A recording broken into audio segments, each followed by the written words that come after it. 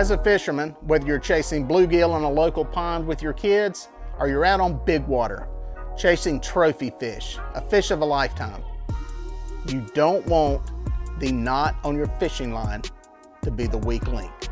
Hey folks, I'm Peter Melhorn. If you're like me and you use circle hooks a lot, and I use them almost exclusively, it's all I use for catfish, striper, saltwater fish.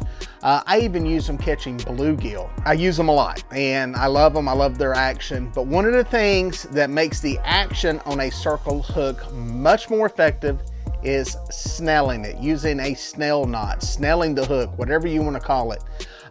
Basically what it does is it allows the hook to pull in line with your fishing line, and it reduces the rotation and travel of the hook as far as swiveling on the knot, turning on the knot. So I'm going to show you two ways that I tie snell knots, and you can figure out which one is best for you.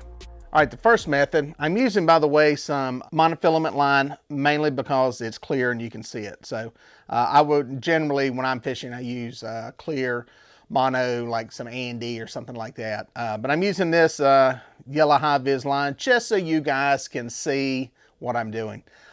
This first one is a variation of the uni knot, very simple one to use. The nicest thing about this is that you can snell this way if you, like, say you have to swap out a hook. You want to put on a bigger hook or a smaller hook.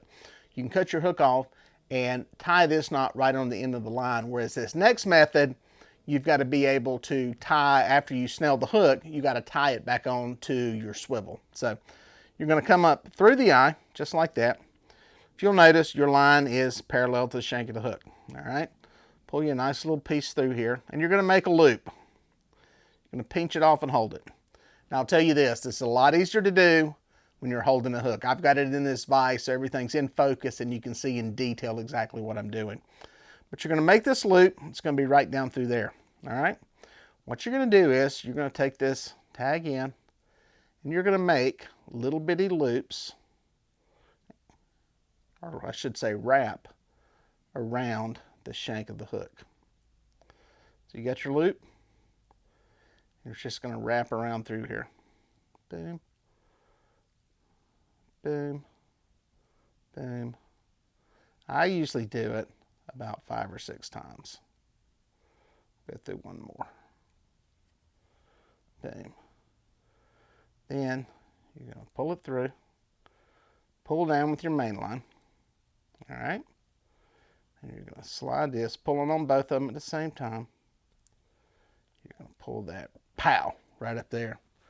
There it is, guys. It's that simple. You got your hook tied. Cut off your tag in. That hook is ready to fish. Now this other method is just as easy to tie. You just, after you're done with this, have to tie it back onto your swivel. So what you're going to do is come back through the eye again. Got it in there like that, parallel to the shank. And you're going to end up wrapping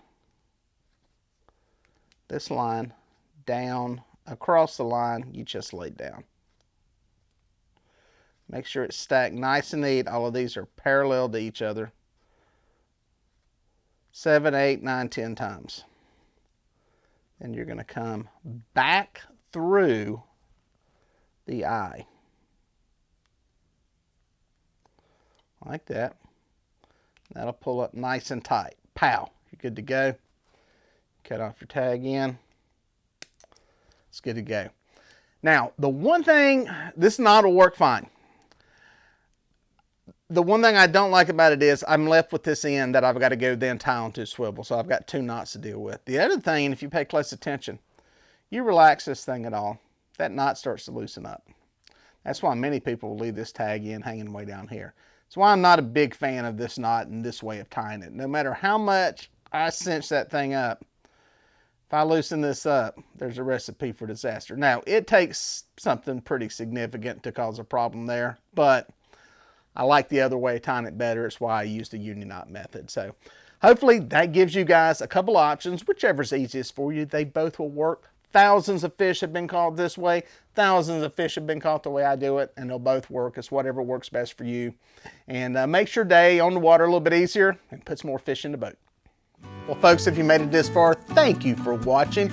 Here are a couple more videos that I think you're gonna like. I'd watch that one and then that one. No, do that one first and then that one. I don't know, just watch them both. They're both good.